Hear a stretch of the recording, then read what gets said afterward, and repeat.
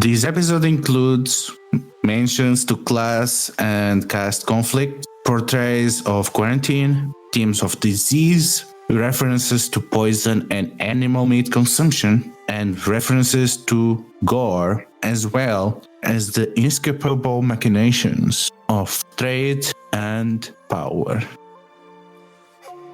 My name is Rainer, and I will be happy to play for you tonight. I beg your forgiveness, for I am not at my best. Oh, it is conversation that you seek, rather than my music. Very well. Have you heard of the strange incident at the Lark Song? A guest was attacked and ended up covered in blood and ash, saved only by the timely arrival of the Emerald Magistrates. Seems the traveler, the owner of the Grinning Mujina, was some kind of nightcrawler, so the people say. Let us pray that we can stay vigilant, and for the blessing of friends like Joshua Kendam and William Carson, that allow our forces to remain vigilant.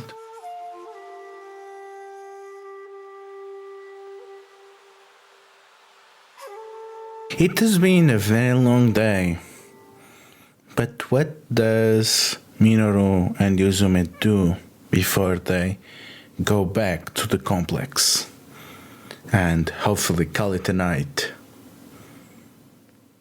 We've got the Legion setting to work to make sure that we don't accidentally further spread the Shadowlands taint. Do we want to hit the Temple District? Yeah, I think we need to go to the Temple District, and how we're going to do some testing. You go to the Temple District, and as soon as you enter the complex, you hear that from the monks which you make inquiries, you hear that one of your people has already delivered someone for purification and vigil, and they delivered it to the Temple of Shinsei. And you are informed that the man that you air quotes saved Mayumi's, he's under the care of Hinata, the abbot of said temple. Thank you for informing us. Who brought them here? It was a samurai that looked to be affiliated to no clan, a female presenting one. Oh, she works fast. I'll have to write her commendation. All right, let's go talk to her first, and then I guess we'll communicate to the rest of these people everything else. So let's go look for Abbot Hinata. Yes, sounds like a plan.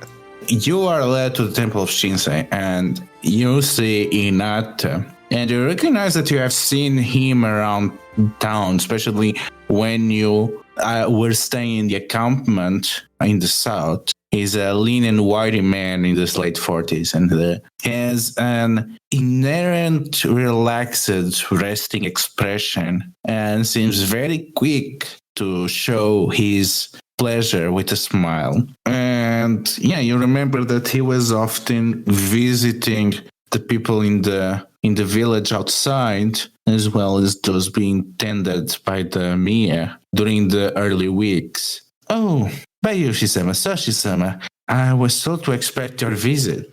I'm sure that I've been doing anything possible about the crisis that you mentioned. Well, Hinata-sama, I believe it may be worse than we knew of when my Yuriki brought you the gentleman earlier. There may be people in the untouchable commune exposed. That is worrisome. I think we can request some budgeting of Jade to be assigned to tend to that. And he lowers his head as his smile grows more intense. I have already had the 7th Legion quarantine their commune until such a time as we can get something like that to help us test those who would have been exposed to not just the creature, but the creature's victims. Oh, how long that will happen? I mean, how long it will take for us to get Jade for this purpose? As far as I know, Abbot Hinata, correct me if I'm wrong, Yuzume-san, the closest source of jade would be Meimekake. It'd be at least 3 days we will have to have the commune quarantined. That might be a long term. What are you prepared to do about trash collection and other things that cannot be postponed until the time? I'm honestly, Abbot, I'm not sure. I don't know of any other option we have. It will have to be assigned to somebody else. It's only 3 days, and it's for the good of the city. Do you know about other village which their people might take care of it? We can send word to the surrounding villages, certainly. If not, then I am prepared to speak to the 7th Legion, see if there's anything that they may be able to do. It's not work that they will want, but again, it's better that they do it than not. But perhaps if we send word to the other villages, Split Rock and a couple of the other surrounding ones, they can help. Well, everyone's life is an epic tale, even at the smallest of tasks or the most humble. I bid you good luck. I will see what I can do to gather the funds of the temple as well as the patronage of the Sepun family and see what we can arrange to help the commune in its hour of need. If I might, Abbot, before you go, the man that was brought here by our colleague, has he shown signs? No, but I will not say that he's entirely free of influence. It's clear, by the way, that the incense twisted around him, that he was touched by something out of this realm. I see. Thank you very much. It has been a lot for him, but he is brave. He will recover. Thank you so much for your assistance and for your time, Abbot. We will go and set as many wheels in motion as we can. So anything before dinner? I think Yuzume is going to write out all of those letters to the surrounding villages and to the crab, and she'll have to find somebody who can ride out to the crab, as fast as they can. Maybe see if one of the Imperials can do it if they have the better horses, Once those letters are written, Minoru's going to change clothes, take a bath if he has time, but there's only so much they can do. And the cranes? We are enjoying some delightful tea that Asahina picked up, and Aiko is reviewing the little bits he knows about the minor clan representatives and trying to prepare himself for a meeting with them tonight. Asahina is reading the same book that Yuzume helped him pick out in the last time they were at the library, but he's having trouble because he's waiting for Minoru and Yuzume to come back because he's distracted by the whole situation so he's trying to focus as much as possible, I guess. So your guests of the minor clans, they seem to be in very good mood. So where are you receiving them and what is the menu? Aiko, with the time he had, discussed menu options with Asahina, knowing that he has a much better taste for such things, and as such left the decision-making on that up to the man with a passion for gourmet. Well, let me tell you what they have. So they're having a cold noodle salad as kind of part of, I think pickles first and then cold noodle salad second. And then probably going to progress to, I think, some tempura vegetables, knowing that there's not a lot of fish around right now, that fish is still kind of a tough commodity to get a hold of. Ludo, with the time allotted, would I have been able to get some fish for them? I mean, considering you only learned about this morning. Yeah, I think he tries to get skewers. He tries to have them brought over from that yakitori stand that he was at, where he likes to eat. He tries to have several skewers brought over and kept warm as much as possible to be the kind of main course. Actually, if it's possible, I think he probably would have approached the stallkeeper and said, "Hey, would you be interested in, coming to serve some samurai dinner as the main course, so that he could have them grilled on site, if possible." But if not, he would have just had the skewers brought over. So what is the entertainment when they arrive? If Reina's available, Minoru promised her future work, and he's going to make good on that promise. If Reina isn't available, some sort of musician. I'm sure with Aiko's connections in the common district and his friendship with Tomoya, he could find some sort of well-respected local talent that puts on entertainment. Reina is available. She seems a bit under the weather, a bit sick, but she seems eager to take this work. What are her symptoms? She seems to be sniffling a bit. If she doesn't feel well enough to perform to the best of her ability, I'll have her recommend someone to us and pay her basically a finder's fee. She says, no, I'm fine. I need the money. I'm happy to perform. If you insist, I would happily, if you don't feel well enough, pay you a finder's fee to recommend another musician to me. I assure you, Magistrate, there's nobody as talented in the town. I will not disappoint you tonight. Minoru's going to pay her extra, but he's going to hire her if she insists.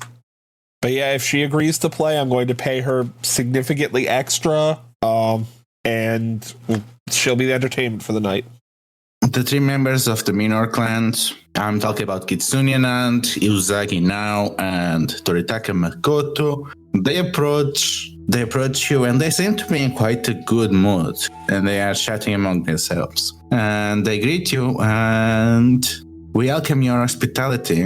Toritaka Makoto greets. It is nice to see that you people have been proven themselves friends of the River of Gold and Hirosaka. It is our duty charged under heaven to ensure that the Empire comes to restore balance and protect its people in this unfortunate time. Of course, there have been hectic occurrences that have drawn us to several other instances in the past few weeks, and now that we have the time to ensure a few quality conversations, we thought it most apt and appropriate to meet with the representatives of the local minor clans, those of you that are here on the ground and are familiar with this land, in order to ascertain how best the Emerald Office can stand by and assist in this time. Really, Doji-sama? I was made aware today that you have not approached the Falcon clan, Anan points out. And Makoto waves his hands and his long fingers. Please think nothing of it. I saw how busy you were when you visit Memikaki. There is no offense taken for that. I understand. We appreciate your courtesy in this matter, Toritaka-san, and I do issue an apology. Yes, things were quite hectic upon our first arrival, but under Minoru-san's leadership, we have dealt with the pressing issues that were requiring our attention, and now at our first available convenience, we wish to speak with you and provide an open discourse for your concerns and worries regarding the situations. That's such a heavy topic to start the night. Perhaps we can open with a small entry, something to decide the palate of the mouth. And Uzagi now waves across the room. Please, I would love for you if you could describe to me all that you have built here on this honestly delightful house. Well, Minoru says with a little bit of a smile, smiling with his eyes, I should say. I wish I could claim credit for this wonderful decorating, but Aiko-san has decorated all of our homes. He did such a fantastic job with this and the magistrate station. Aiko-san, please. When overseeing the reconstruction of the magistrates district, I wanted to ensure that elements of our own clans, our homes, the Emerald Office we serve, and our new jurisdiction here in Hirosaka, the land of the River of Gold, were all melted into one unified style, showing the purpose of our time here. In order to accomplish this, I spoke with several artisans from Kyuden Bayushi, working in the style prominent within Scorpion structure, building upon the general appearance of simplicity, leading to greater detail within, as you can tell from most of the cabinets and organizational structures throughout the magistrate station. I was delighted when seeing that local craftsmen here in Hirosaka have a beautiful technique applying woodwork to the walls. And as you can see, we made sure that they were properly rewarded for their detailed time putting in the iconography and styles familiar with the River of Gold. And then finally, to bring the station to life, I ensured that several artists from Kyuden Kikita applied their talents to bringing in artistry. As you can see from this painting here, Aiko gestures to one of the larger murals on the wall, and it's done very clearly by a famed Kikita artist. It's a piece of the River of Gold flowing down through the heart of the Empire, and a beautiful stretch of fields and hills and forests from the outsides of either side of the river, showing the beauty and the life within the valley here. Or I guess not a valley, in the general location. Aiko, after gesturing to it, continues, in conclusion, without going into too much detail, I'm sure I could talk about it all night, but the intent of these homes in this office is a unification of what brings us all together and shows that the best accomplishments within the Empire are formed when people of different talents and trainings are unified together in order to accomplish something greater than themselves. And Makoto is looking pretty close. He seems pretty impressed with the woodworking. Oh, this is mostly delightful, but I think you might find that this is not from any local people. I have acquired a few pieces like this, and this style is pretty prominent of a village near Toshirambo that works exclusively for religious iconography for the Sepun. I'm afraid that these people are here from the blessing. They're not local. Interesting work indeed. These are some of the best that I've seen. You must present me to the artisans involved. I have much more that I would like to commission from them. I will ensure to do so, Toritaka-san. The halls of the Falcon I unfortunately have never visited, but I am sure that with tastes such as your own, they are a fine and welcoming abode. Asahina-san, would you introduce us to our first course for the evening as we begin with the meal? Certainly, Oji-san. First thing I've had brought here this evening is, so it's going to be, I think, root vegetables that have been pickled, like probably something like radishes that have been pickled in rice bran. Ooh, ginger's also very good. Yeah, I think it's going to be ginger and root vegetables that have been pickled in rice bran over the winter and have been excavated. Yeah, I think it's just a full plate. It's going to be, yeah, some of the root vegetables and then the onions and radish kind of as counterpoints from those kind of earthier, funkier flavors. I have asked some of the more talented preservers in the city to put together a sampling of their wares. We have here some onions and radishes mixed with some fresh vegetables, as well as some root vegetables that have been preserved over the winter in rice bran. And now, bring something special. I took the liberty to bring some special fermented corn sake. It is a very rare thing to find. Usually only very few people deep into the forests are able to procure that. Thankfully, Kitsune-sama was able to assist me with that. I am very excited to get a taste of it, and I thought we should all share it. Asahina's eyes absolutely light up. He's just thrilled.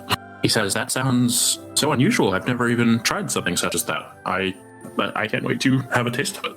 Minoru will make sure that in as polite a way possible, if possible, that Yuzume doesn't get too much sake.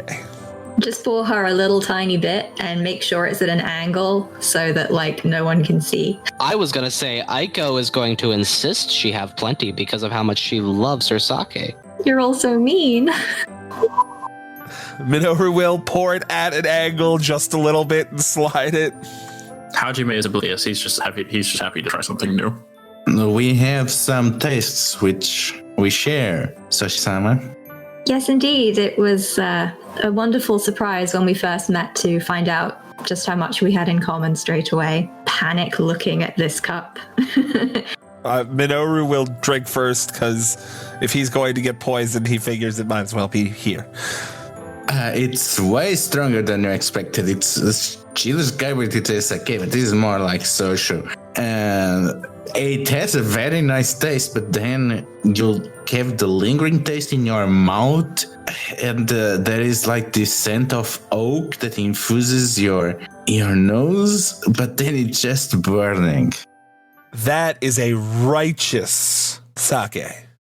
This is indeed very good. In my travels across the Empire, I have not had a drink like it. I find it utterly delightful. He takes another sip.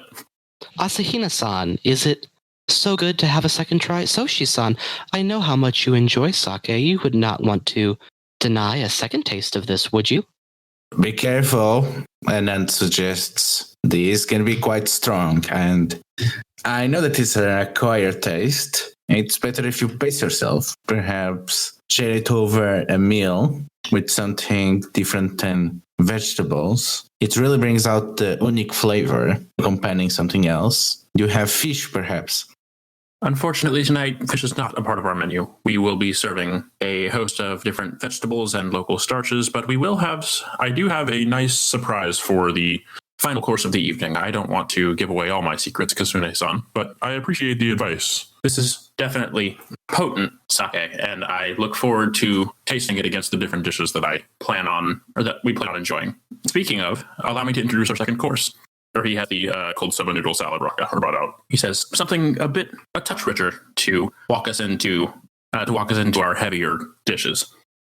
As the food comes out and is served, Aiko says, I am glad that we have this moment to indulge and try a blend so unlike anything that I have had before that is unique to this locale that you have found together. It is our hope over dinner and in the future that we will find ways to work with you to benefit the minor clans of the River of Gold in the ways best possible for the Emerald Office. I am aware that with the time invested on other cases, we have not had the chance to put forward our intentions and concerns. So consider this the beginning of our door being open to each of your clans to assist in whatever way we can. I find it best when discussing matters with multiple different parties to begin up front with the hard sell and then find the enjoyable details later. Oh my, do you always make such a hard sell? Makoto laughs. Well, we actually came here because we wanted to talk about this position of our minor clients. The Otomo seemed to have a proposal about how to handle that, and then adds, especially the question of representation. Now nods, as you can imagine, dealing with society as a whole through your allies and relying on them rather than speaking for yourself can be distressing sometimes, and definitely stressful. Did you find Otomo Kazuko's ideas agreeable? I have been meaning to have a meeting with her to discuss her proposal. She's only mentioned it in passing to us. Well, yes. She said that she took your report into consideration and explains. She says that you overrepresented the role of the unicorn and the crab and Kranda's local powers, but she saw the actual importance of the minor clans and how the presence of those three clans so far into the River of Gold could only be possible through her hard work and for us supporting that. And she promised relief from that. Not only material relief by giving us use of the resources of Hirosaka for our clans, but also something that will assure that in the future we would not be playing second fiddle to the great clans.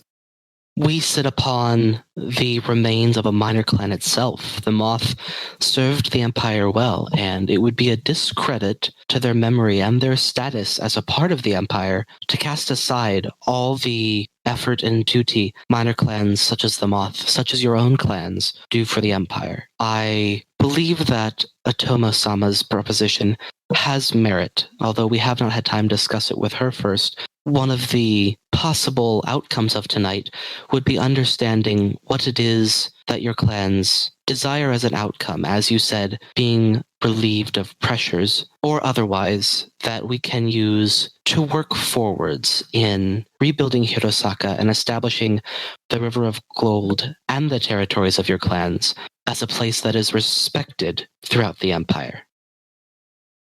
Well, now not. Our utmost desire is military protection, as well as protection from starvation, something that we got from our relationship with the Hiramori family. However, that's something that we want to preserve no matter what happens in the future. Makoto nods in agreement. The Toritaka, we are committed to help the crab as our allies. However, you visit Mamikake, and it is an insult that this place is called a village when it is almost as big as Hirosaka. And supporting Mamikake depends entirely on the Toritaka and really drains the resources of our valley. Not only we have to support an extensive part of the Iruma family that resides there, we are now responsible to support the dry docks and the fortifications and the naval forces that the Grey have there. And this is really putting a strain on ourselves as well as what we can get safely from the Shinomen. And finally, an end crosses his arms. My position here is to assist the unicorn. There are ancient compacts between us and the other children of Shinjo, and as fellow Kirin, it fell up to us that we see them properly integrated in the Empire. While my priority is to see that the unicorn thrive here, I also need to make sure that the Kitsune are not involved or targeted by external hostilities and we are able to continue our way of life. All of those are quite reasonable requests and fit the general understanding we had of when we visited your various cities. My Yoriki Aiko-san did present us well. We do wish to provide a fair and equivalent access to this office for the great clans and for the minor clans and for any others who need it. All of your perspectives presented tonight are ones grounded in honor and concern for your clans. As I'm sure you're all aware, the Great Tsunami has caused quite devastation in the Crane clan, and Toritaka-san, I can understand your clan's resources being stretched thin. Usagi-san, again, obviously the Hiramori are vassals of the Crane, and they produce a great amount of rice for the Crane. I can understand the concern within the leadership of your clan about food stores running low. Kitsune-san, as fellow neighbors of the Lion and other clans in the Empire, I understand your leaders' desire to keep your clan safe from outside influences. I would like to assure you, personally, upon my honor, that I will look into each of these matters and attempt to find a way in which the Emerald Office can ensure that each of your needs are met while upholding your duties to the Empire. All of your clans have sacrificed and have continued to do a great deal for the Empire, and it would be a disservice on our part to not acknowledge and reward you for your efforts. And then sighs, Doji-sama, you are not listening. There's nothing more frustrating than having to rely on an ally, because then you rely on someone that does not have our lived experience defending our interests. You have someone that, as well-intended as they might be, they might just flumber. Or they might show there with a long list of negotiations of you and other parties, and guess what? Yours are the ones that are dropped in a compromise. And Makoto nods. And this is something that Otomo Kazuko actually offered to correct. She proposed equal representation to the minor clans, equal to the great clans, within the confines of Hirosaka's autonomous administrative zone, if one was to be created. You don't want your allies to rely upon you, and you don't want to rely upon them. You want independence. We want to have a voice, Usagi now explains. We don't want to rely on others to speak for it. I understand that entirely. That's not only understandable, that's reasonable. No one wants to have someone else speak for them all of the time. I apologize to each of you. I did miscommunicate. I do understand that your distress comes from relying on the alliances each of you have made with different great clans. I was not aware of Otomo-sama's proposition. As I have said before, we did not have time to discuss it. I do believe it is a possible case. I would have to look into some research and some standing precedent within the Empire.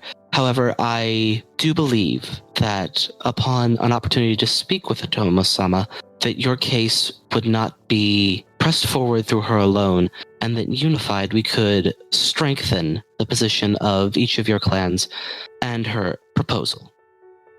Well, the proposal is pretty plain, the Falcon explains. She is trying to lobby for Hirosaka due to its special disaster-related circumstances, as well as the River of Gold, to be declared an autonomous zone where decisions will be done at the local level instead of having to wait for a reply for the Child of Heaven hacking through the Emerald Champion, at least temporary until this is sorted. For that, there's going to be a government position, which is going to be kept mostly as an advisory role. They're going to administer Hirosaka proper. They're going to see that the things that the Empire is owned are processed, and they're going to have the right of veto over whatever is decided within the confines of the autonomous zone. Now, the actual decisions on the autonomous zone will be made by a council of families, in which, so far, the families approached have been the three of us, well, the three that we represent, as well as the plan is to contact Daidoji, the Iruma, and the Shinju. And the local Nords will have power there. So this will be this council of 6 local lords of 6 clans, 3 of them minor and 3 of them great clans. Now, smiles. As you can see, Emerald Magistrate, this gives us an edge. We now have to be seen as equals, and if the 3 of us agree on something that will be prejudicial for the minor clans, we can just block it. And then is quick to add, and if the Moth are reformed and join the autonomous zone, that will give 7 members on the council, so minor clans will actually have 4 seats against 3 from the great clans, giving us an increased representation, which will only be fair because we actually live here, could not be reassigned somewhere else if things go poorly. Makoto speaks again to drive his conclusion. Of course, if the Moth are restored, the more likely the governor is going to be a Moth. So not only we going to have a higher share in what happens in the zone, we're going to have also the power of veto over the decisions of the Council of Lords. It is an interesting proposal. I did have intentions on meeting with Otomo Kazuko-san tomorrow, so I will have to discuss this more at length with her. I'm glad to hear that the position of the Moth has been considered and that the zone wouldn't be a replacement for them, I must say. Do you have any opinions on or any information on either of the claimants to the clan? We have no opinions about that. As far as we are concerned, the Moth is the Moth. Now, replies, I think everyone is being too quick in burying them. It would not be the first time that a minor clan is destroyed, only to research later. And she has a smile that is very sad. The Moth, in fact, seemed to be quite excellent at that trick, according to research from Mayariki Yuzume-san. We have not rushed into declaring the Moth extinct for this reason. Asahina says, I don't mean to interrupt this critical discussion, but this seems as good a time as any to bring out our third course. And he has a servant come in with root vegetables, as well as a just sort of simple dashi dipping sauce. He makes sure that everybody has their own dish and also makes sure all of the guests are served first before the 4 of us are. Oh, this is delightful. And Makoto is the first to take a bite. It's good to know that you're not falling to conspiracy theories, Emerald Magistrate. After all, I've heard all of them. The latest one going around is that their past catch up with them, you know. According to the old belief that the current incarnation of the Moth clan is actually a legitimized moon cult set at temple here in Hirosaka. We have pored over the Moth clan's research, what we can find. We've pored over their records. And while there's a lot you could say about how unique the Moth studies were, that is a spurious and almost laughable claim. I would not say it's entirely laughable. I mean, there are evidence of moon cults that have been found here. Hell, if you look into the many monasteries and temples that you go there, in the way to Unicorn Lands and all the way to the pilgrimage towards the Plains of Thunder, there are 2 or 3 monasteries that still pay respect to the moon. in one way or another, or have some aspect of it on their practice, it is not completely unfounded, especially if one knows about their religious art and the local traditions. I was unaware of that. That is quite fascinating. But we've heard all sorts of wild theories about the moth since we've come here. I mean, I suppose that's what happens when you're a secretive sort. I mean, look at what you hear about the scorpion. What about the scorpion? Oh, you hear all sorts of unique rumors about us. Most aren't worth speaking of. Now, Shekels, I'm pretty sure that most of them are spread by the scorpion. Aiko cracks a thin smile at the comment. Usagi-san, please. I will admit some of them are spread by bored members of my clan at court, but a decent number of them find their way from all sorts of unique plays and poems. Asahina's face is in his cup as this is happening. He's just really savoring the sake. Aiko's pouring a second round of the sake for Yuzume. And Nant seems very pensive. I think the whole thing about the supposed hairs of the moth is deeply offensive.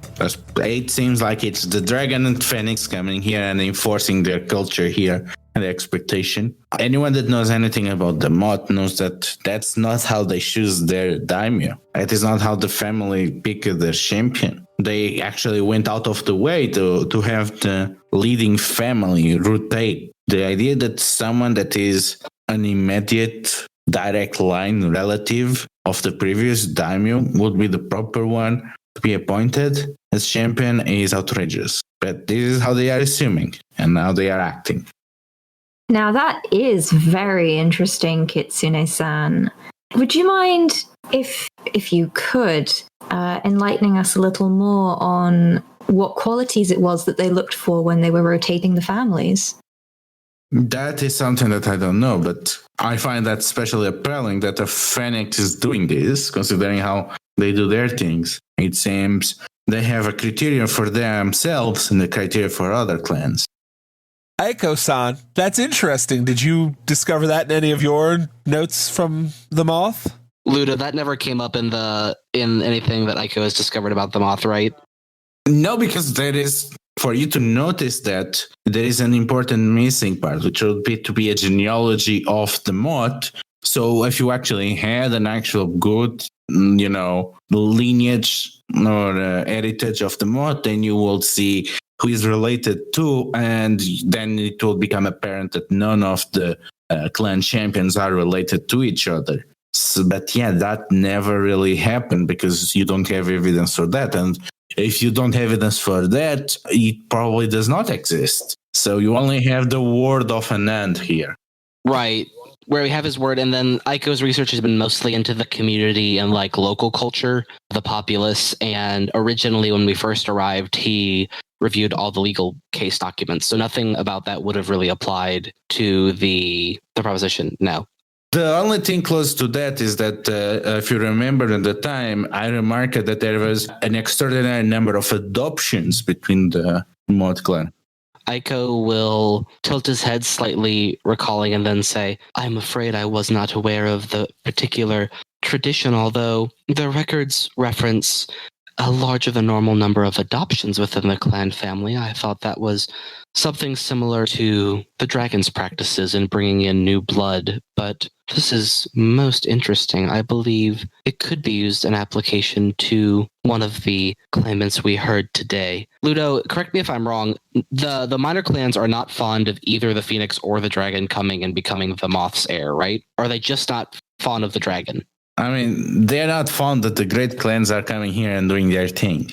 I would like to use cadence to say something to the minor clanners, but Aiko would like to say that because Aiko was at the meeting interviewing the heirs, Aiko would like to communicate to the minors that the current opinion between the four of us is that neither of the propositions from the Phoenix or the Dragon are ideal for what we would like to see the remnants of the Moth entrusted to. And Aiko would like to insinuate, hint, tell the minor clans that there is a great prospect for the Moth's traditions to be carried out in a way that isn't a minor clan grabbing control of the scene, if that makes sense.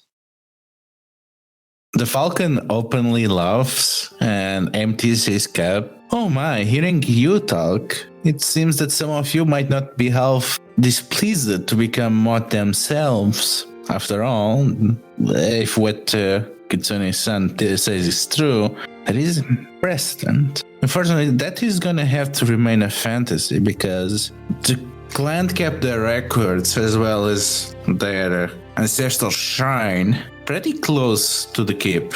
Unless you go digging through the keep and for some miracle some of it survived and touched, and you could use that to back a clan of someone to become the next champion of the mod. I'm afraid you are out of luck.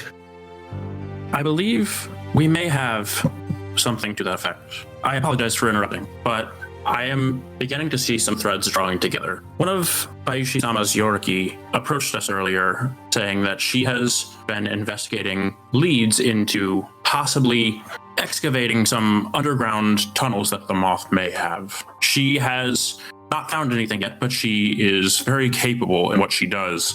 And she believes that there are some possible entrances that, while she is not able to access them herself with the right resources, she may be able to do so. To that point, and to your point, and he looks specifically at Kitsune, he says, I believe that your concerns about major clans coming in and disrespecting the legacy of the moth is a valid one. We, for one, have been spread fairly thin. We have been trying to get into the nuts and bolts of how to ensure Hirosaka survives without looking at its potential as a whole. What has been made very clear to me during this conversation is that the three of you are intimately familiar with Hirosaka and its workings.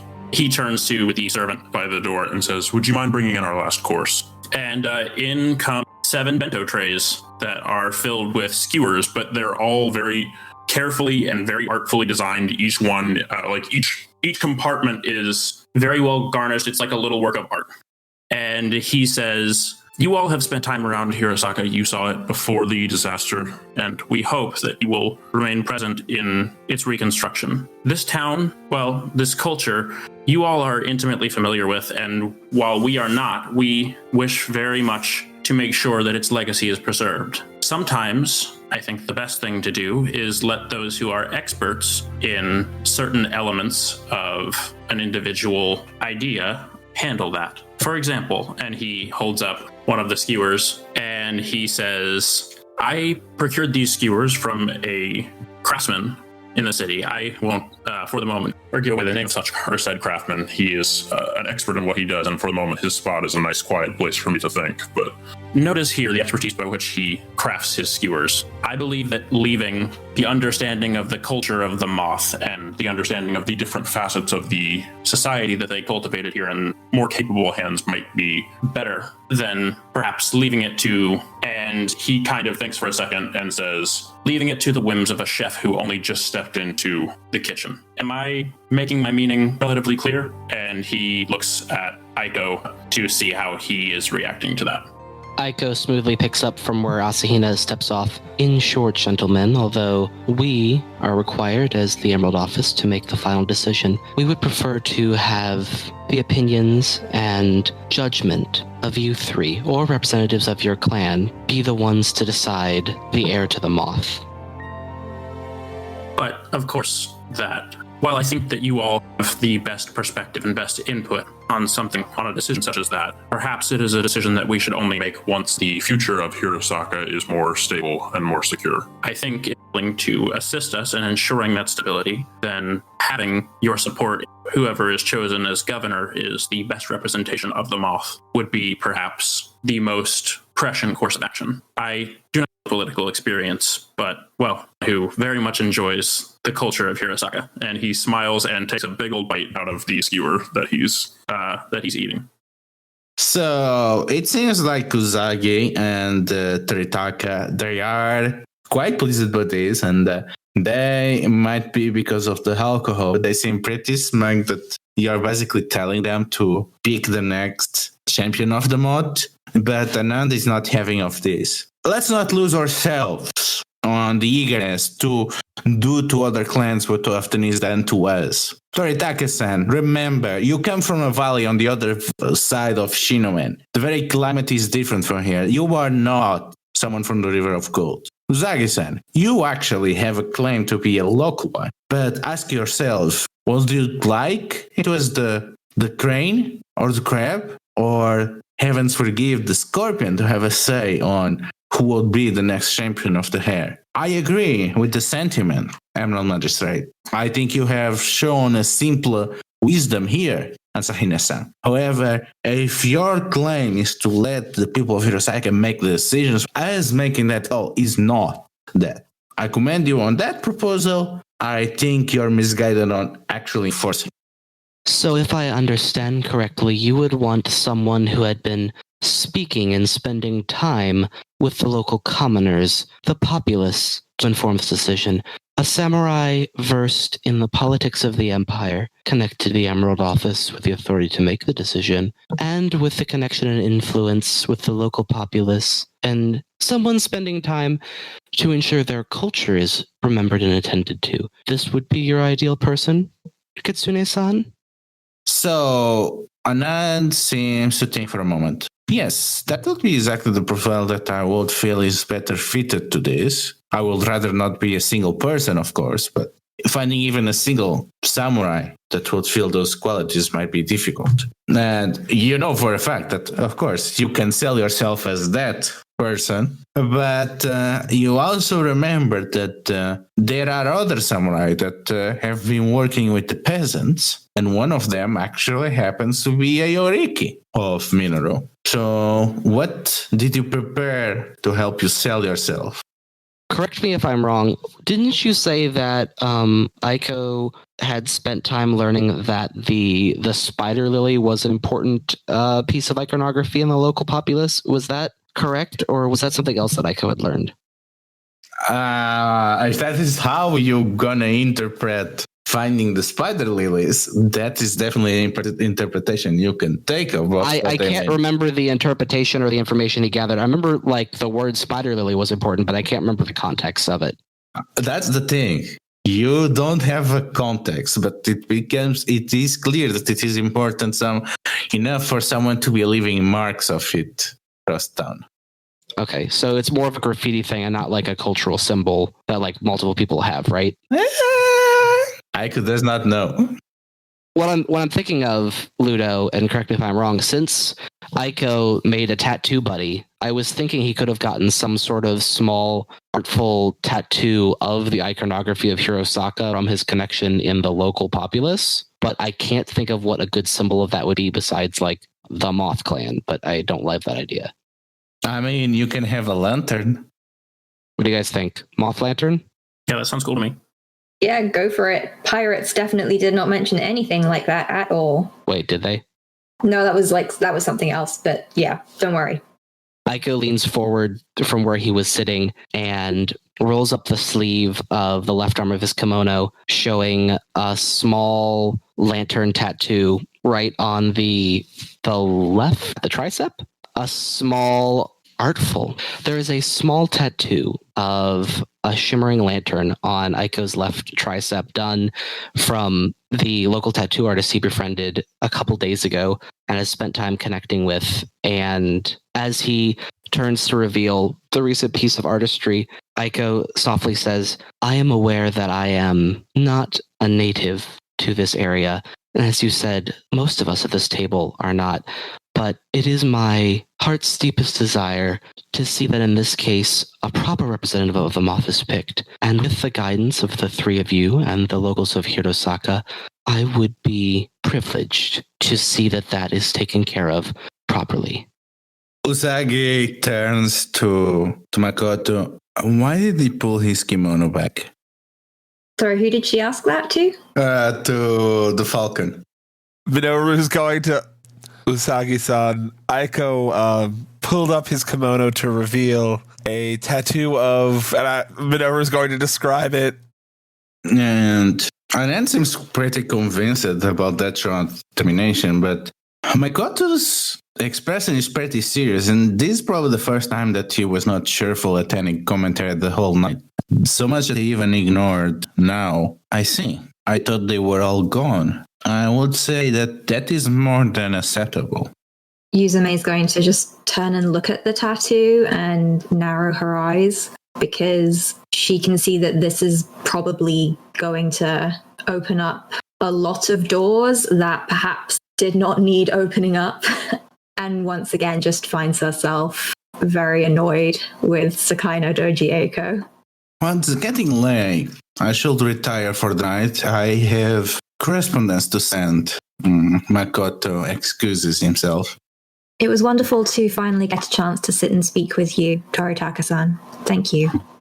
And for myself as well, Toritaka-san. I hope you enjoyed the meal.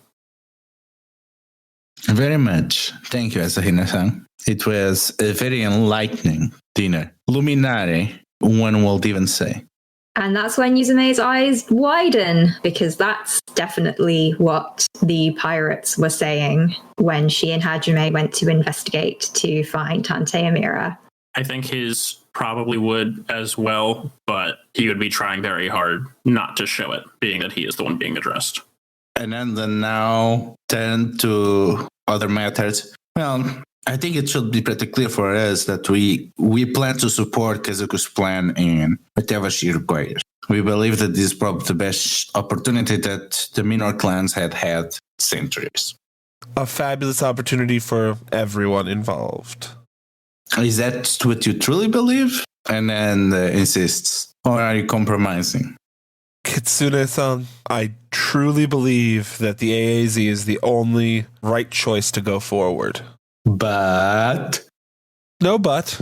I'm sure as any of my Yuriki will attest, or my advisor, I don't compromise well. I genuinely believe it is the right choice to move forward with.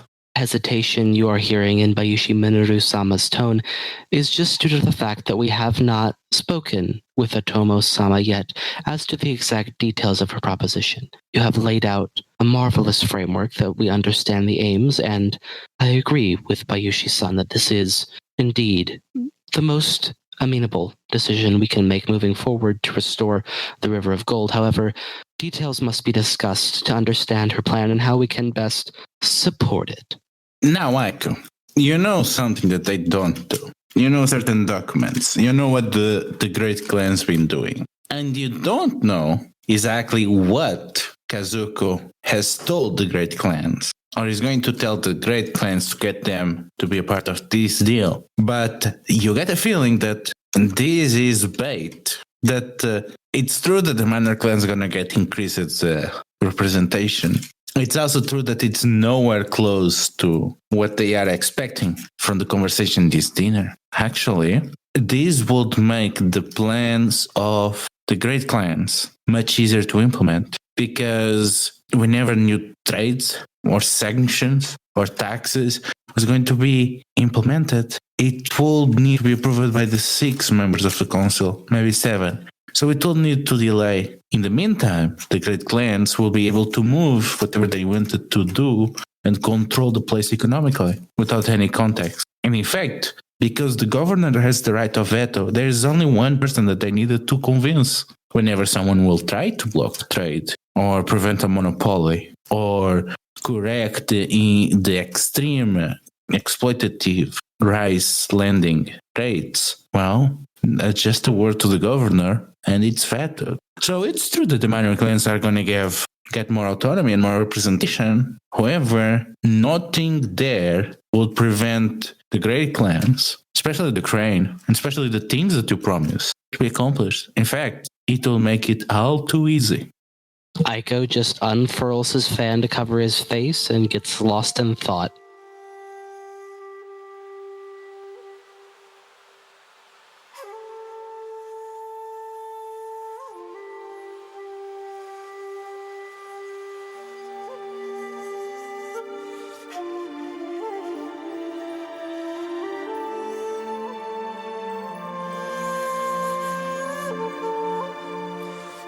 The Emerald Lands, their wonders and horrors were played by Ludo.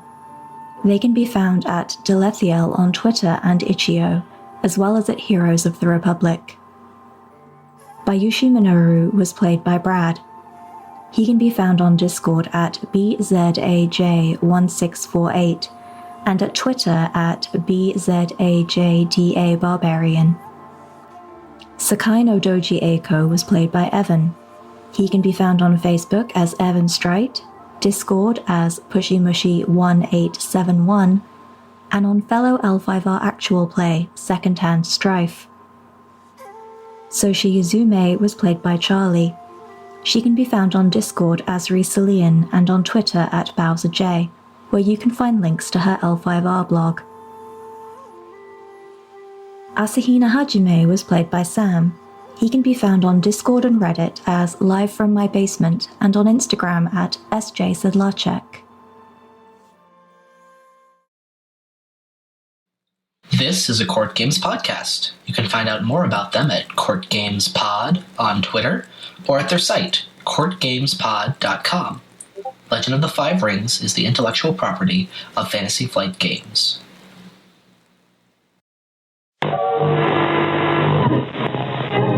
Correctly with the correct amount.